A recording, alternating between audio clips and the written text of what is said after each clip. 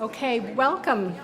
This is the Concord Free Public Library's 7th program in the Leslie Riedel Memorial Lecture Series.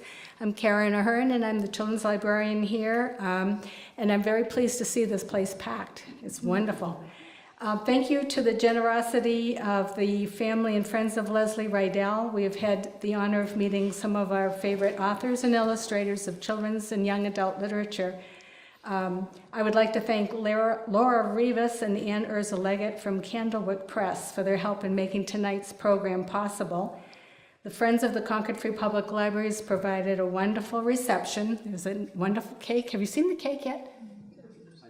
Oh, wait till you see it. It's the cover of her latest book. And Porter Square Books will be selling some of Katherine Paterson's books for an autograph session, and that will take place in our reference room. I am honored to be introducing Katherine Paterson, the author of more than 30 books for children and young adults.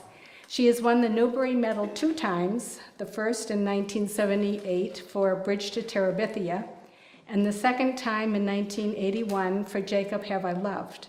The Master Puppeteer won the National Book Award in 1977.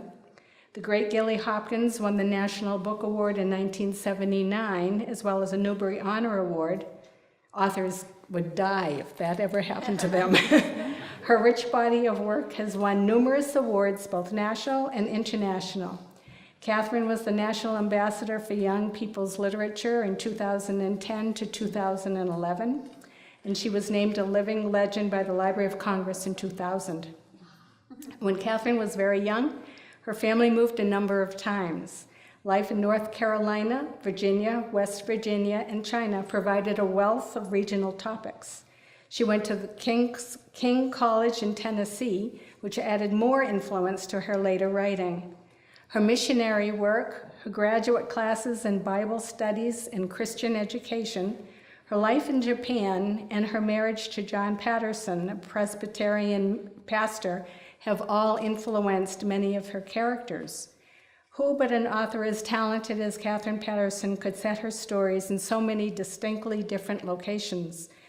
Her realistic characters are fashioned from life in rural Virginia, rural Vermont, Kosovo, the foster care system, adolescent angst, 19th century views of mental illness, homelessness, and most recently, Fidel Castro's Cuba. And that's her latest book. Thank you, Katherine, for writing very timely pieces, even, it's really timely for today, for introducing young readers to worlds they would never know about and filling the body of children's literature with stories about the struggles that people face when living in conditions that test them. Please join me in welcoming Katherine Paterson.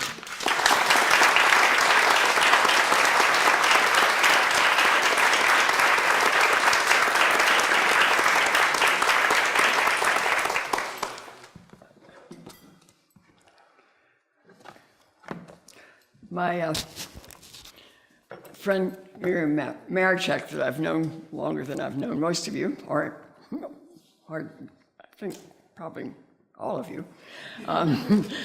was saying to me when I spoke to her that she wished John, my husband, was here.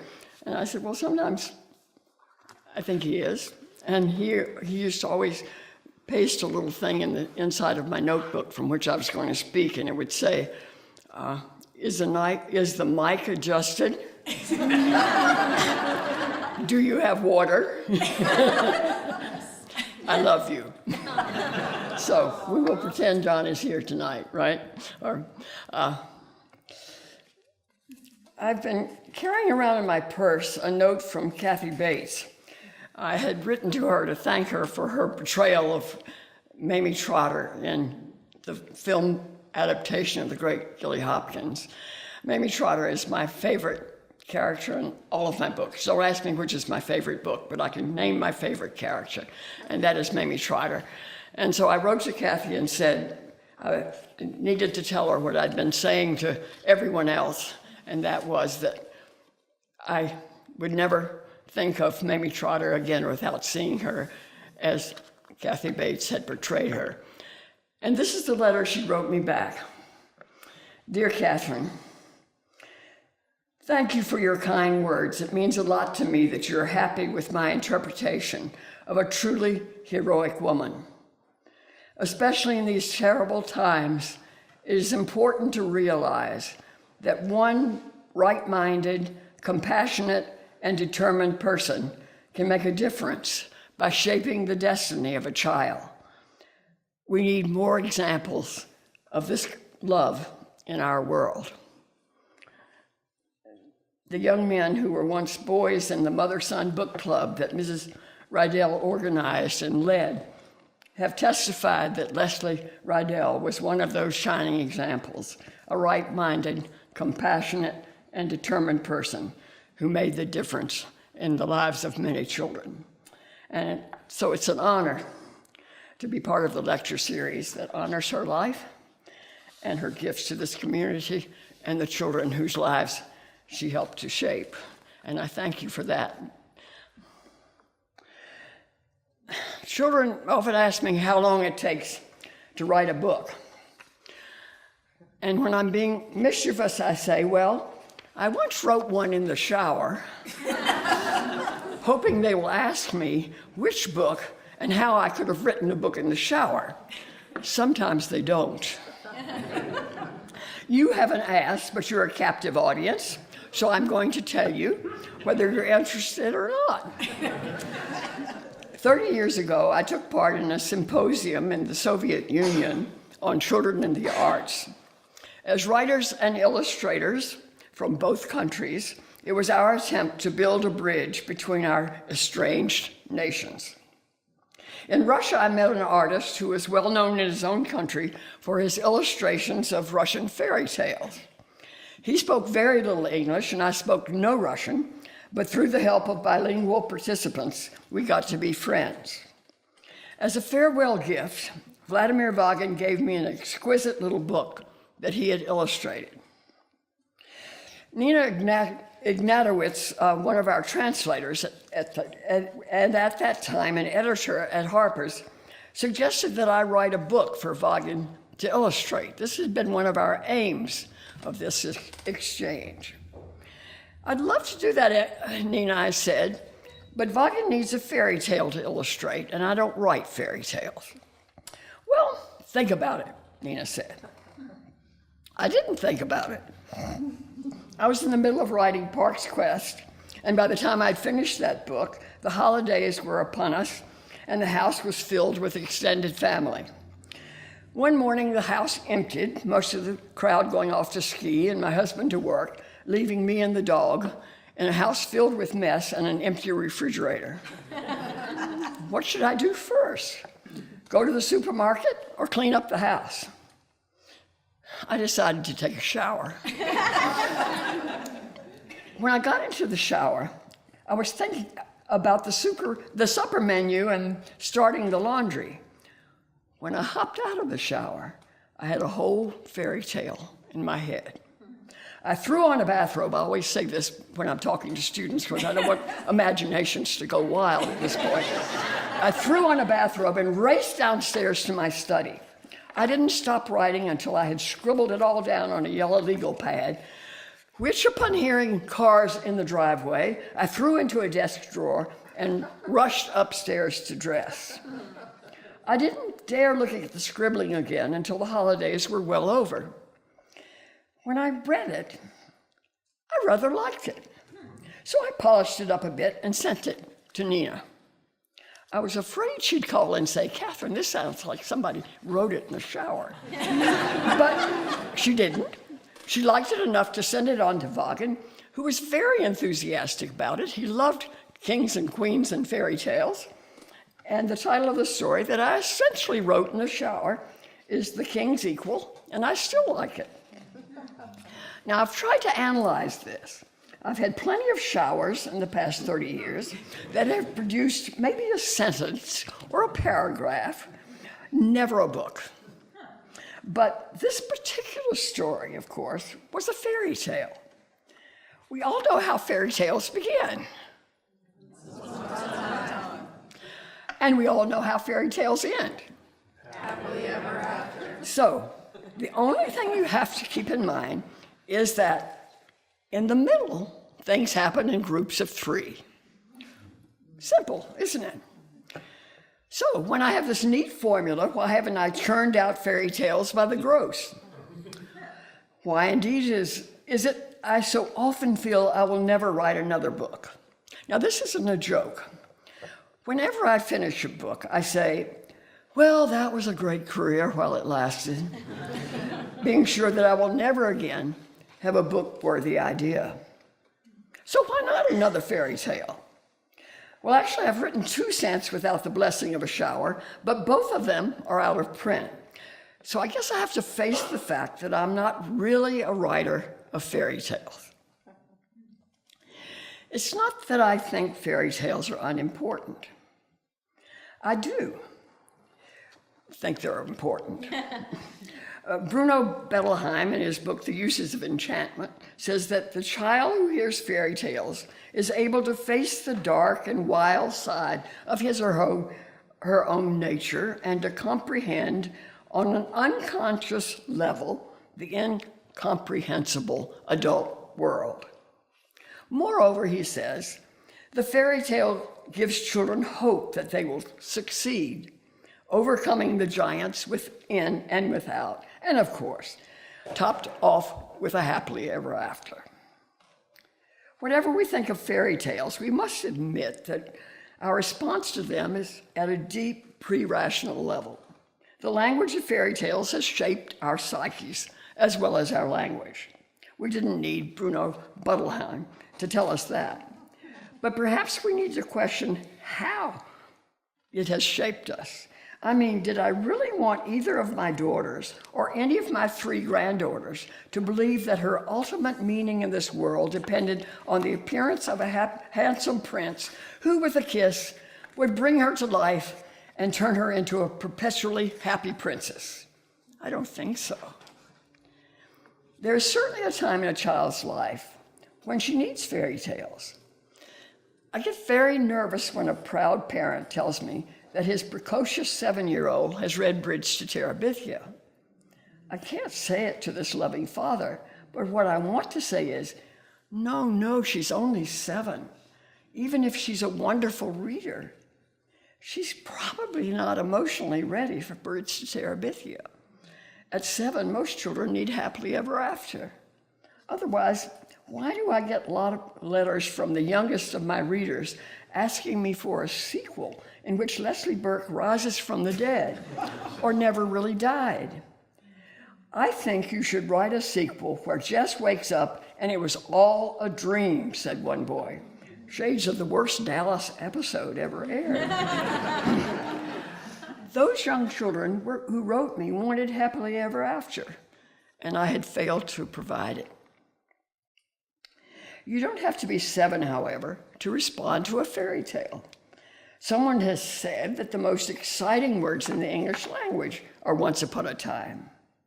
When we hear those words, we know that they signal a story, a certain kind of story, which promises in a short space character, action, plot, a beginning, middle, and an end, and of course, a very satisfying ending.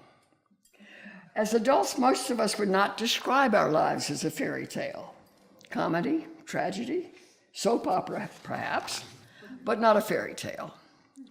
But I suspect all of us want to find some coherence to the story of our lives. We love to tell stories which seem to supply that coherence, that seem to say that life is not meaningless, that it has, if not a discernible plot, after all, our stories aren't over yet, at least a certain significance. We want to know that in the vast harmony of the spheres, our little, often incomprehensible lives have sounded a few clear notes that someone else has heard and cherished. We listen to the people we think we know best, our parents, our spouses, our children, our siblings, our closest friends, and we tend to hear the same stories repeated. When I hear him or her launching into the first words of an oft-told tale, instead of asking myself, why on earth is he telling that story again? Perhaps I should be asking, why is she telling that particular story again? What clue does that story give me to the mystery hidden in this person that I thought I knew so well? Now, I've told the story of Eugene so many times that I'm sure I can see them out there right now, you're one of them, who could lip sync it. But before I launch in it one more time, I need to ask for anyone who has never heard me tell the story of Eugene Hammett to raise a hand. Good. Because I've resolved to continue to tell the story as long as there is a single hand in the air. As Karen told you, I was born in China. The war between China and Japan began in 1937, and we were evacuated to the United States. In 1938, we returned to China, only to be evacuated once again at the end of 1940. We were returning to the country that my parents called home. I was frightened by the war, and I wanted America to be my home. But America was not my home. It was a foreign country to me. Both times when I came to the States, I seemed quite as alien to my classmates as they did to me. In the fall of 1941, we moved to Winston-Salem, North Carolina. The fourth grade at Calvin H. Wiley School was a miserable time in my life.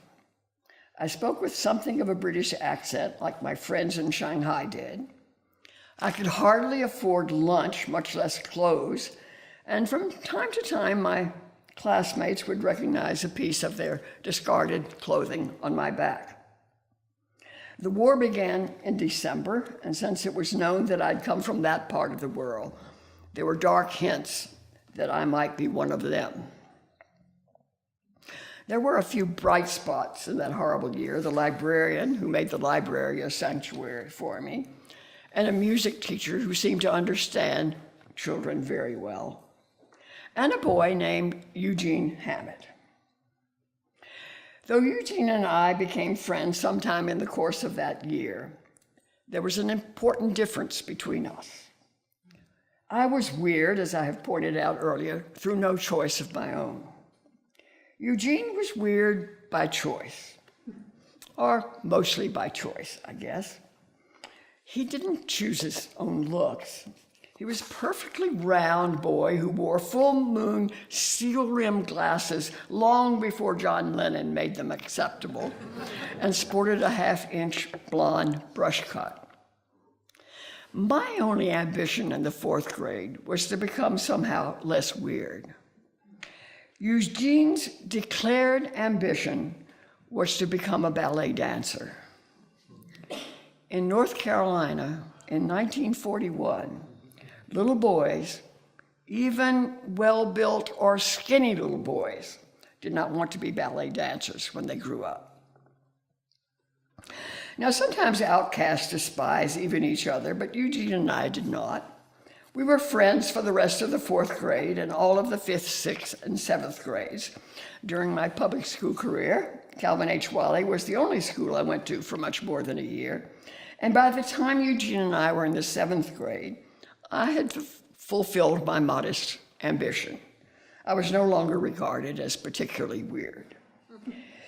Eugene, on the other hand, continued to march, or should I say dance, to a different drummer. We moved the summer after my seventh grade. I grew up at last and had a full, rich life in which people loved me and didn't call me names, at least not to my face. But from time to time over the years, I would think of Eugene and I would worry about him. Whatever could have happened to my chubby little friend whose burning ambition was to become a ballet dancer? After many decades and scene changes, the Paterson family went to live in Norfolk, Virginia. And our son David had become, at 17, a serious actor. But in order to get the parts he wanted, he realized that he needed to take dancing lessons. There was, however, a problem. Even in 1983, boys in Norfolk, Virginia did not generally aspire to become ballet dancers. He asked me to find out about lessons he could take without the rest of the soccer team knowing about it. My friend Catherine Morton's daughter took ballet, so I said to Catherine, David needs to take ballet lessons, but he's not eager for all his buddies to know about it. Do you have any recommendations? Well, said Catherine, if he's really serious, Eugene Hammett at Tidewater Ballet is the best teacher anywhere around. Of course, you might find him a bit strange, but wait a minute, I said. Eugene who? Hammett, she replies. He sends dancers to the Joffrey and New York City Ballet and Alvin Ailey every year. He's especially good with young black dancers, terribly hard on any kid that he thinks has talent, but he'd give his life for them. Eugene who? I asked again. Hammett, she said. You may have seen him around town. He's enormous and wears great flowing caftans. He does look a bit weird, but he's a wonderful teacher. You don't happen to know where he came from? Well, he came here from New York. New York? He wasn't a dancer. Oh, yes, he was quite good in his time. You wouldn't know it, but looking at him now, but he was a fine dancer 20, 30 years ago. You wouldn't happen to know where he grew up. Oh, I don't know, she said, North Carolina somewhere, I think. Next time you see him, would you ask him if he remembers anyone named Catherine Wommeldorf from Calvin H. Wiley School? Some days later, the phone rang. Catherine, said an unknown male voice. This is Eugene Hammett. Eugene, do you remember me? I even remember a joke you told me in the 4th grade. I asked you why, if you were born in China, you weren't Chinese. And you said, if a cat's born in a garage, does it make it an automobile? And what about you? You danced in New York, and now you're a famous teacher of ballet? It's hard to imagine. You were a little round boy when I knew you. He laughed. Well, he said, now I'm a big round man. I saw Eugene a number of times after that, and he was indeed a big round man. But I also saw pictures of him leaping like a Baryshnikov from the boards of a New York stage. And even if I missed knowing him when he was slim and gorgeous and at the height of his career, I wouldn't give him anything for knowing that it happened, as he had determined it would back there when we were both weird little 9-year-olds at Calvin H. Wiley School. Now, why do I love this story so much? Why do I tell it over and over again? You've probably figured out the most obvious reason, that no one in the 4th grade at Calvin H. Wiley School would have ever voted Eugene or me the most likely to succeed. And by gum, did we ever show them. But I'd like to think that there are other, less prideful reasons that I love to tell this story. It's not only because of the miracle that sometimes in this cold, often uncaring world, dreams do come true, but also because of my gratitude that my crazy life, in which I seemed always to be saying goodbye to people I had come to care for, I was this time surprised by a wonderful hello. But it's not only the stories we tell that reveal our inner secrets, it is also the stories we love. In my book, Park's Quest, Park, who is trying to know the father he never had a chance to know, examines the books his father left behind and makes the rather obvious observation that books tell you about the person who chose them. Years ago, my husband John and I were preparing for a trip to New Zealand, and I thought he should know the works of some of the writers we would be meeting. At that time, John was more of a reader of nonfiction than fiction, but I thought he might enjoy Margaret Mahy's book, Catalogue of the Universe. I was totally unprepared for his response. He had copies on his bedside table and on his desk at home, and another on his desk at the office. He brought paperback copies and began pressing them on friends and strangers alike, all the while maintaining that Katherine Paterson was his favorite writer. When I finally met Margaret Leahy, I had to tell her about her devoted fan. She smiled. "It's just the story of the Frog Prince," she said. Now, by that time, I had lived with John Paterson for at least 30 years, and I had never once thought of him as a frog, nor, needless to say, of myself as a beautiful princess. Actually, if I thought about it, I would have read the story backwards, having squandered years of my youth on the lookout for a handsome frog kisser. But by the time I met John Paterson, I was older and wiser. When he first expressed interest in me, my reaction was, "How can you trust a man that's that good looking?" So why did the story of the Frog Prince resonate so deeply in John's psyche? It shook up all my preconceived notions. I needed to understand, it seemed, that within the handsomest prince there dwells a lonely little frog, and in the froggiest of us there lurks the tadpole of a lovely princess. Yes, we do like fairy tales, and surprisingly, sometimes they can help us understand ourselves and each other. A psychotherapist I met once, and I probably should say socially rather than, he said he thought that each of us early in our lives asks ourselves a question, and then proceeds to live out our lives in accordance to the answer we give that question. He gave an example of a man who was born the child of British civil servants in India. India at that time was not thought to be a healthy climate for European babies.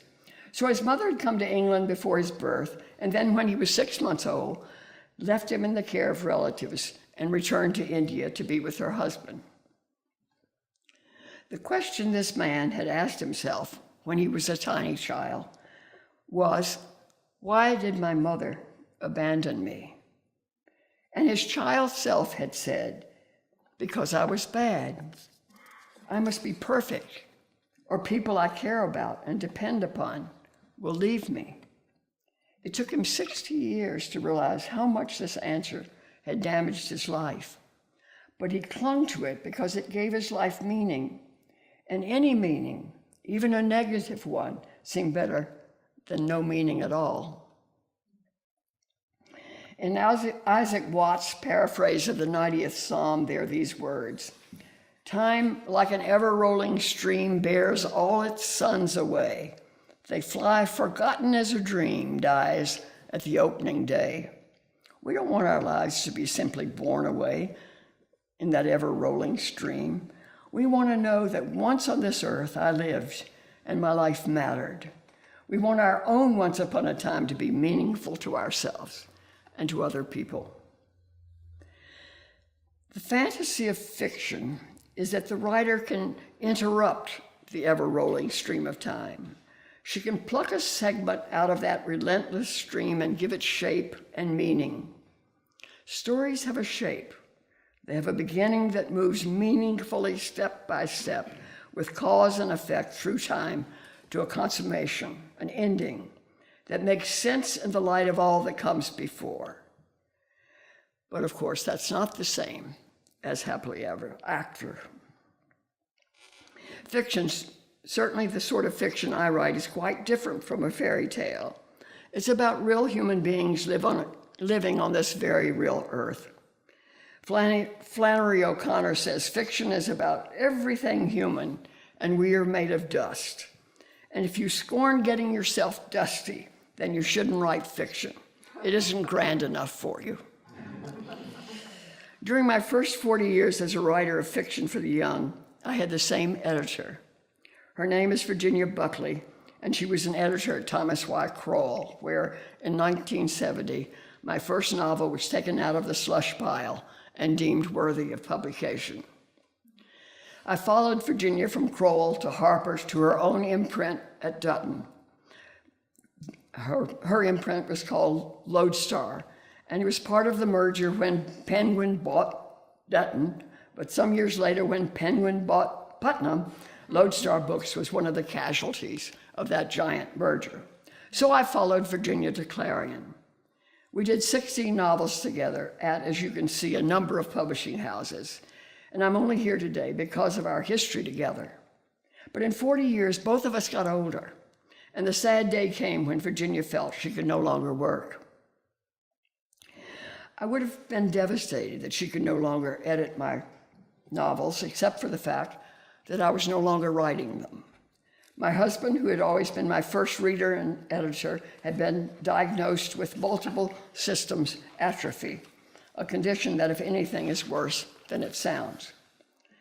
In the early years of his illness, we were still able to work together. One of his happiest days during those hard years was the publication of The Flint Heart, our free abridgment of Margaret Mahy's favorite childhood fairy story, which had become a favorite of John's as well.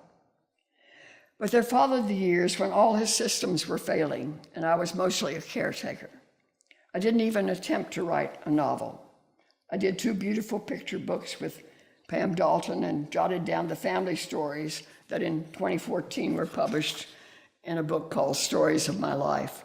But there was no novel after the 2009 publication of The Day of the Pelican, the last book that I did with Virginia Buckley. John died in the fall of 2013. Now I had all the time in the world to write again, but I didn't. It seemed I couldn't. My 2 major supports as a writer, John and Virginia, were no longer there.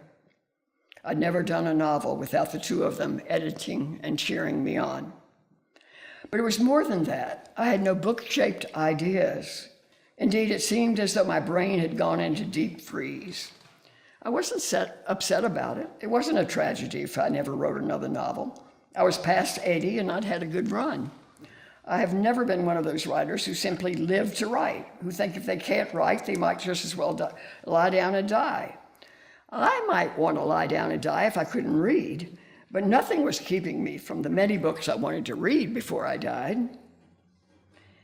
And then I got an email from my friend Emilia Gallego in Cuba. She was once again inviting me to her biennial conference in Havana that she sponsored for Latin American literacy advocates. A lot had happened since John and I had gone to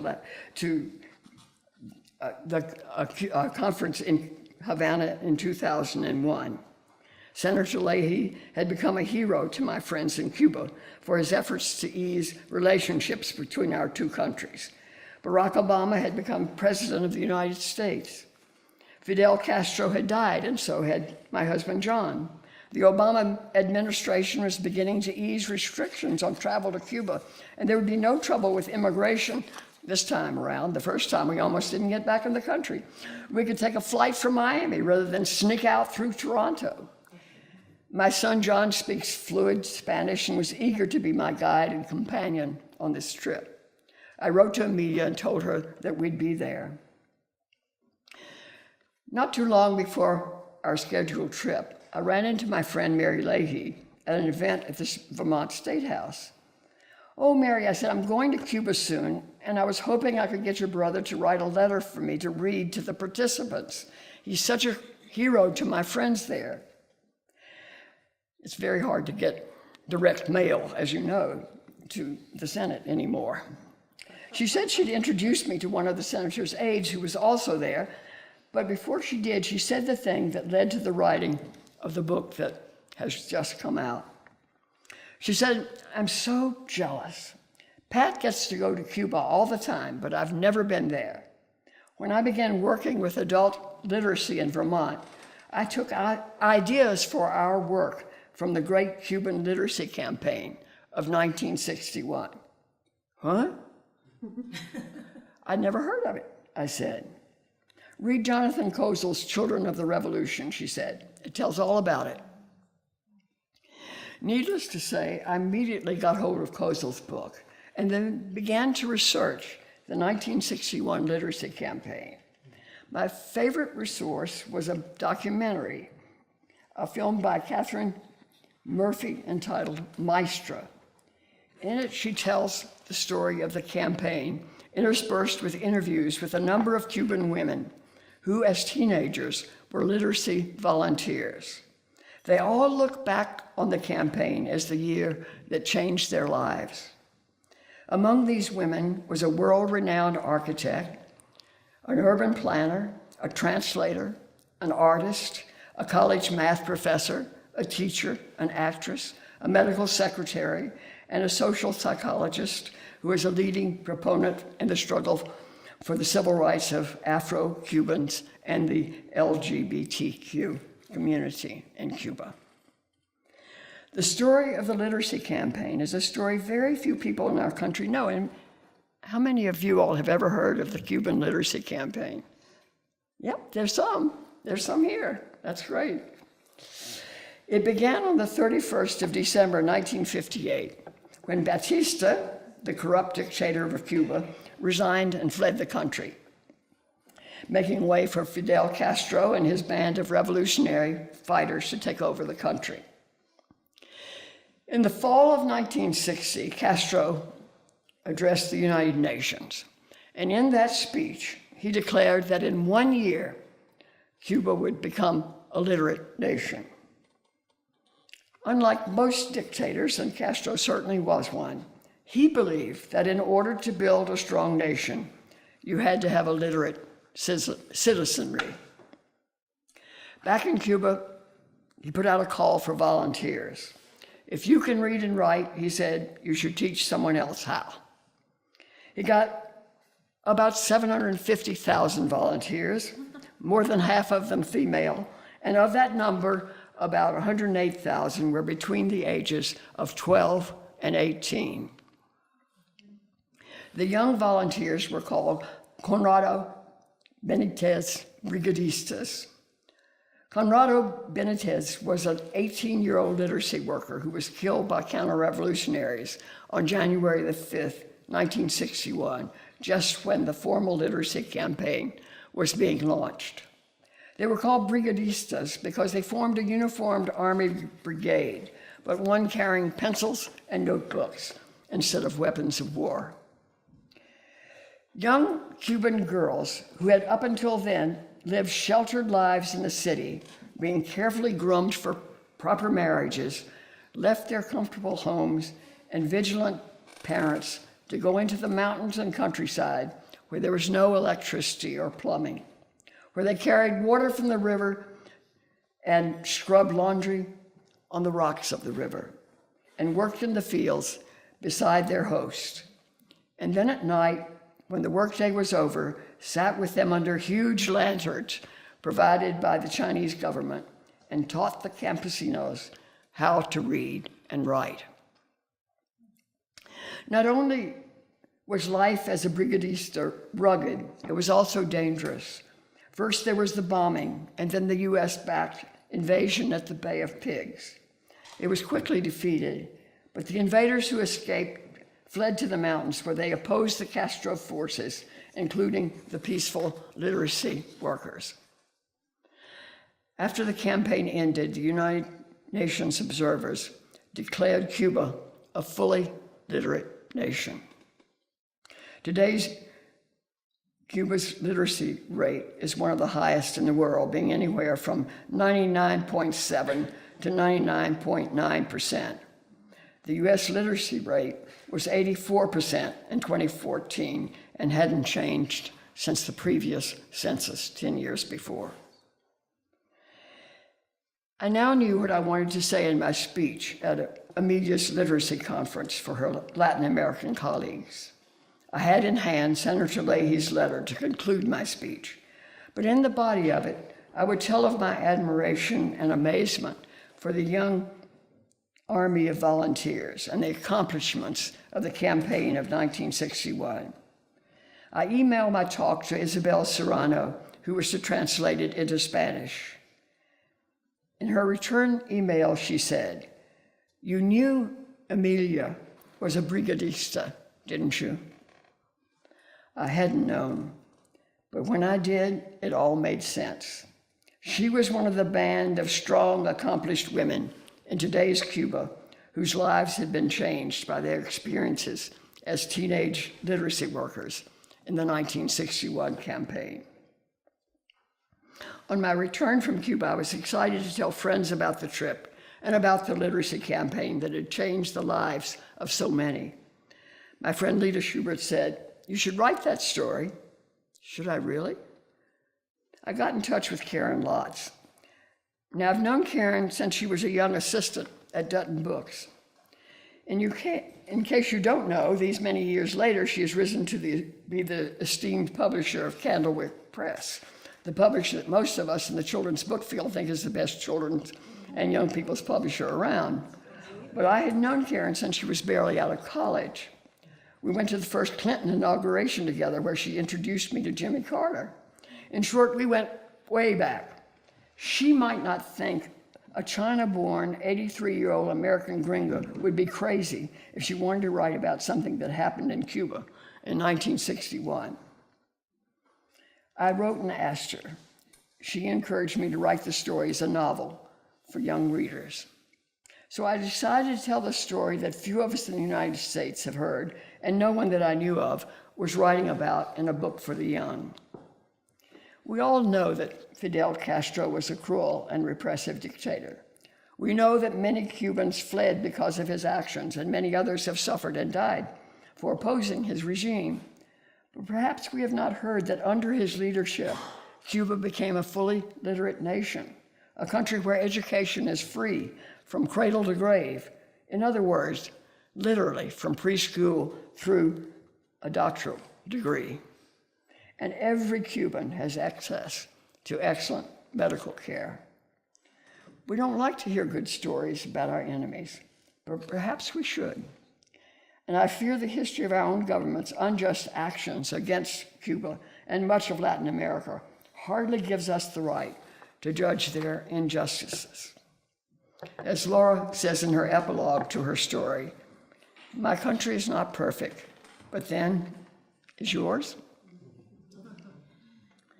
Well, the book's hardly out, but if you read it, I hope you'll read it for the story it tells and not dismiss it for the many stories it doesn't tell.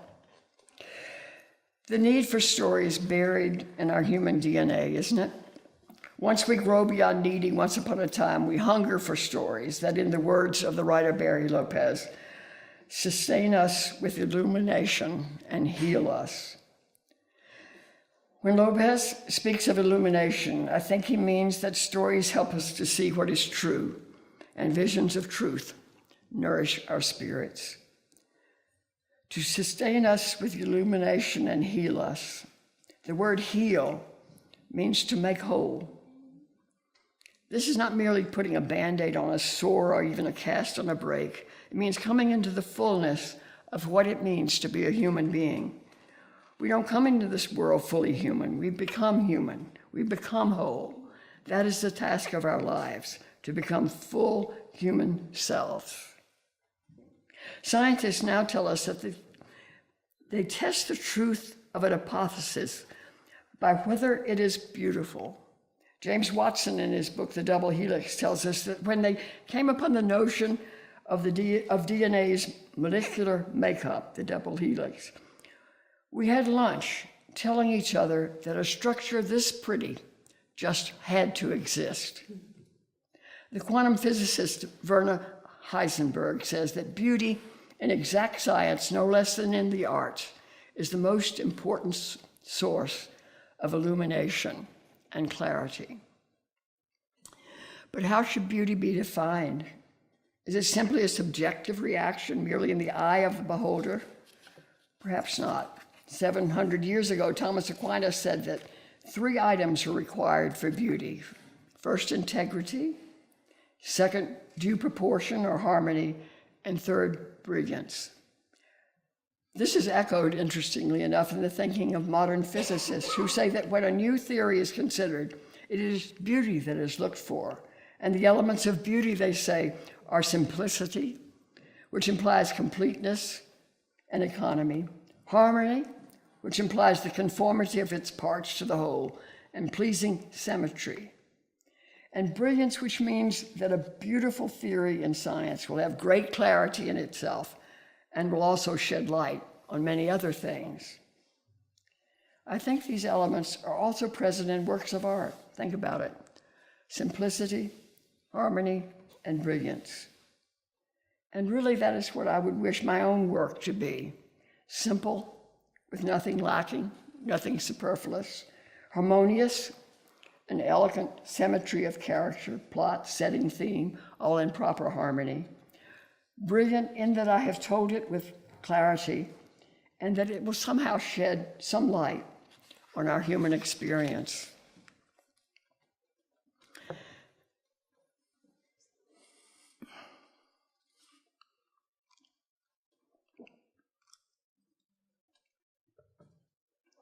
My friend Catherine Morton, the friend who connected me with Eugene Hammett many years ago, wrote an essay in the New York Times Book Review arguing for the need for fiction, which she concluded with these words: "More than just show us order and hypothetical existences, novelists give us demonstration classes in what is the ultimate work of us all, for by days and years we must create the narrative of our own lives. A palky, artless mess we easily make of it. We pre-write great drama and then, pressed for time, dash off any old thing for the published version.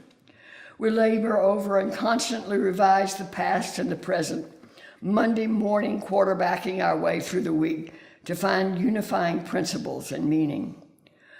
We hope for some pleasant repeating themes and pray that, when finished, the whole may have something of beauty in it. It is lonely work. We are all amateurs. To glance up and see a great novelist offering a story of rare, sweet wit and grace is to feel our heart has found its home.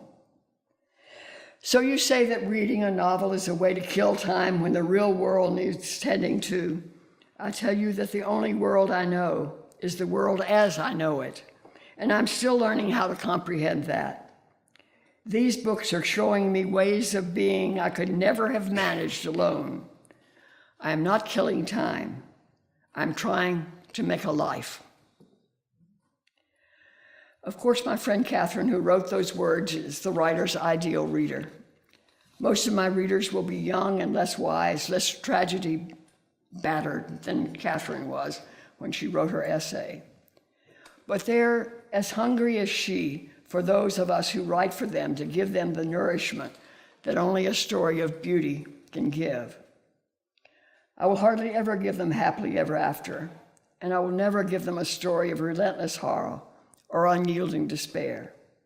How could such a story help them grow into full, compassionate human beings? No, I will do my best to give young readers a story of illumination, healing, and beauty as they seek to construct the stories of their lives.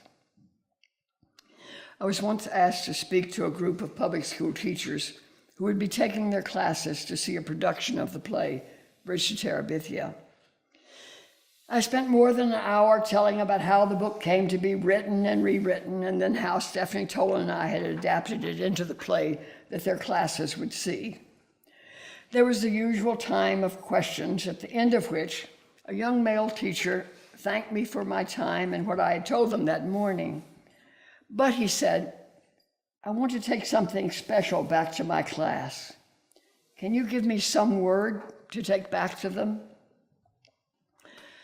I was momentarily silenced. After all, I'd been talking continuously for nearly an hour and a half. Surely he could pick out from that outpouring a word or two to take home to his students. Fortunately, I kept my mouth shut long enough to realize what it was I wanted to say. "I'm very biblically oriented," I said, "and so for me, the most important thing is for the word to become flesh. I can write stories for children and young people, and in that sense, I can offer them words. But you are the word become flesh in your classroom. Society has taught our children that they are nobodies unless their faces appear on television. But by your caring, by your showing them how important each one of them is, you become the word that I would like to share with each of them. You are that word become flesh." In these terrible times, as Kathy said to me, we need the love of right-minded, determined, compassionate persons to shape the destiny of our children and thus to begin to change the world. Mamie Trotter is a fictional character. Leslie Riedel is no longer here with us. So it's up to us, you and me. In these terrible times, we must become the word of love and hope made flesh. And thank you for joining me in that endeavor.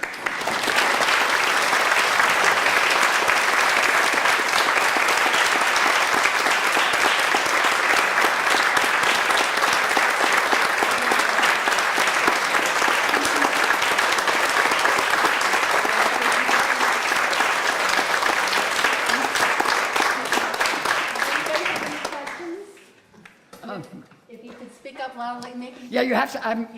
I'm hard of hearing. And I do wear hearing aids, but they don't help all that much. So if you'll just speak out very loudly, then I can hear your question. Do you see a continuity between what you do for a living and your father as both storytellers? I'm sorry, but somebody will have to relay that to me. Do you see a continuity between what you're doing and what your father did as a storyteller? Yeah. I was sort of taken aback. I was at the Day of Dialogue for the Book Expo in New York, and this woman from a religious publisher said to me, you know, if you ever write a faith-based book, we'd love to publish it. And I thought, oh dear, I thought all my books were faith-based. Because I think your book is whoever you are. And my faith is very important to me. So if it doesn't come out in my book, then there's something wrong with what's going on inside of me. But I think the book is what the writer is in many instances. And that's why when I meet a writer whose books I love, but I'm not immediately attracted to the person, I realize I don't know the person well enough, because they couldn't have written that book if they're the person that is outwardly not appealing to me. So, you know, you have to look deeper into people, because something was in them that made it possible for them to write that book. Yes. Hi, I'm so excited. I'm going to stand up because I just... That helps me, too. Here. And Ralph Waldo Emerson is smiling at you, I believe. Well, I was a little afraid when I walked in the room I was going to have to sit on his lap or something. I think a 4-year-old already tried. But I want to say that every time the lights go on for Hanukkah and Christmas, I get out your Christmas stories, and I had to buy them so that I don't keep them out of Karen's collection. But I have a question about one of your books that really struck me, and that was Jacob Have I Loved. I like all your books, by the way, but this one struck me as hard, maybe hard to write. But what was the grandmother doing in that book? She was so mean to Wheeze and so mean to the mother, and I couldn't figure out. I said, Katherine Paterson doesn't write mean characters.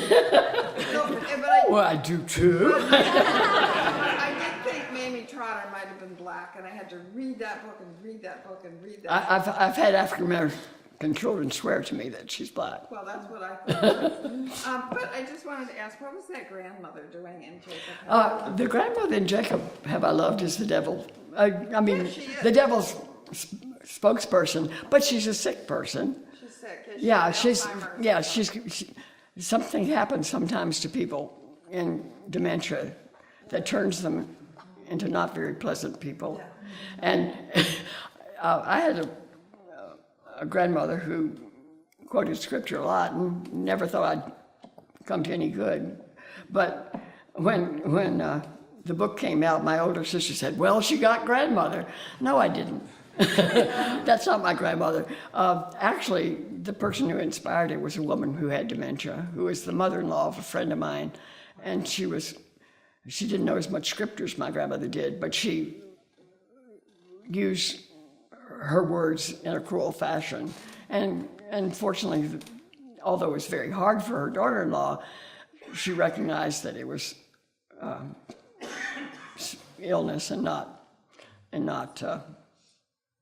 anything else. Yeah, oh, that's good. Yeah.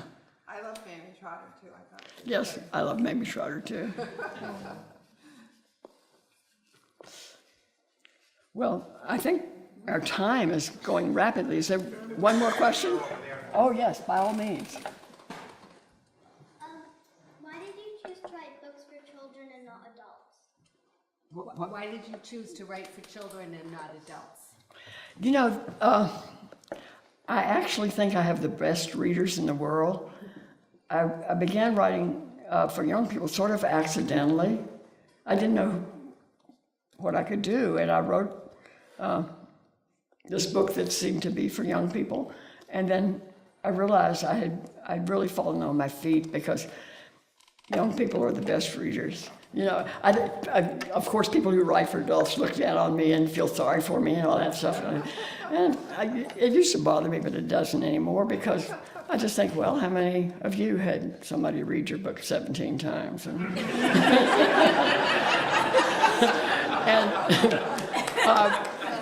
It's a young reader wants your book to be the best book they ever read. As adult readers, we often go to a book skeptically and prove it to me,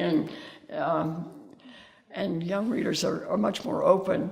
They're also,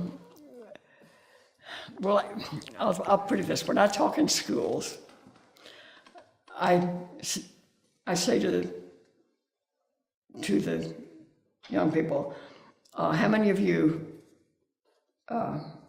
make music, play an instrument or sing or something? A lot of hands go up. And I said, okay, now when your teacher hands you a piece of music, is that music? No. No, it's not music until you play it or you sing it, right? Until then, it's just black squiggles on a page. And I said, my books are only black squiggles on a page until you come to the book with your ability to read, your imagination, your life experience, and then together we turn it into a story. So all of you are my co-authors. I can't do it without you.